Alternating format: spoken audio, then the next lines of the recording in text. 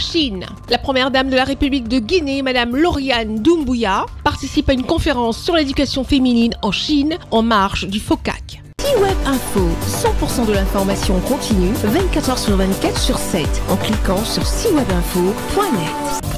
La première dame de la République de Guinée, Madame Lauriane Doumbouya, a pris part à une conférence dédiée à l'éducation des femmes, organisée à la résidence des hôtes d'État d'Yaoyutai, à Pékin, en marge du Forum sur la coopération sino-africaine. Cet événement d'envergure, présidé par Madame Peng Liyuan, première dame de la République populaire de Chine, s'est tenu sous le thème « Chine et Afrique, main dans la main pour l'autonomisation des femmes par l'éducation ». Accueillie par la vice-présidente de la Fédération des femmes chinoises, Madame Lauriane Doumbouya, accompagnée d'une délégation comprenant Madame Dre Diaka Sidibé, ministre du Commerce, de l'Industrie et des PME, Madame Aminata Koïta, ambassadrice de Guinée en Chine, et Madame Aminata Touré, première secrétaire chargée des affaires protocolaires à l'ambassade de Guinée, a pris une part active aux discussions. Ces échanges ont mis en lumière l'éducation féminine en tant que levier essentiel pour le développement et le progrès social. La première dame de Guinée, Madame Lauriane Doumbouya, a été la première à être accueillie et a eu l'honneur de signer sur le tableau d'honneur avant de rejoindre Madame Peng Liyuan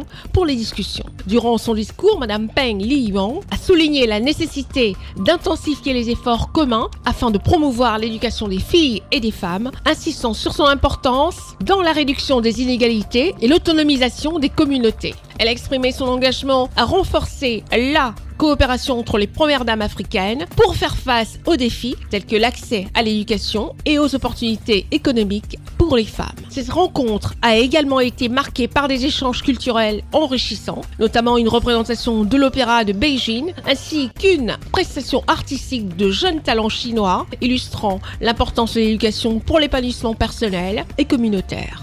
Ces moments culturels ont permis de renforcer les liens entre la Chine et la Guinée, tout en mettant en avant la diversité culturelle des deux pays. Au-delà de l'éducation, la conférence a offert à Madame Lauriane Doumbouya l'opportunité d'établir de nouveaux partenariats dans le cadre de ses initiatives sociales en Guinée. Elle a notamment discuté de questions telles que la santé maternelle et infantile, la lutte contre les violences faites aux femmes et la promotion de l'entrepreneuriat féminin. Les échanges fructueux avec Madame Peng Liyuan et les autres premières dames africaines présentes ouvrent la voie à une coopération future axée sur le partage des bonnes pratiques et le renforcement des capacités des femmes. La participation de Madame Lauriane Doumbouya à cette conférence internationale témoigne de son engagement résolu en faveur des droits des femmes et de l'amélioration des conditions de vie en Guinée. Son action en faveur de l'éducation des filles et de l'autonomisation des femmes s'inscrit dans une ambition plus large de bâtir une société guinéenne plus juste et équitable. En tissant des alliances stratégiques en Chine,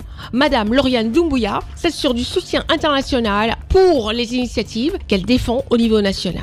Cette dynamique contribuera à renforcer l'impact des actions en faveur des femmes, notamment à travers des partenariats dans les domaines de l'éducation, de la santé et de l'entrepreneuriat. Par sa participation active à cette conférence, Madame Lauriane Doumbouya incarne un leadership engagé sur la scène internationale. Sa vision d'un avenir où chaque femme guinéenne pourra s'épanouir et améliorer sa condition a trouvé un écho favorable lors du sommet du FOCAC. Retrouvez toute l'actualité afro-mondiale en ligne et en multidiffusion sur C-Web Info et plateformes digitales Facebook, YouTube, Instagram et en simultané sur Radio Voltage 2.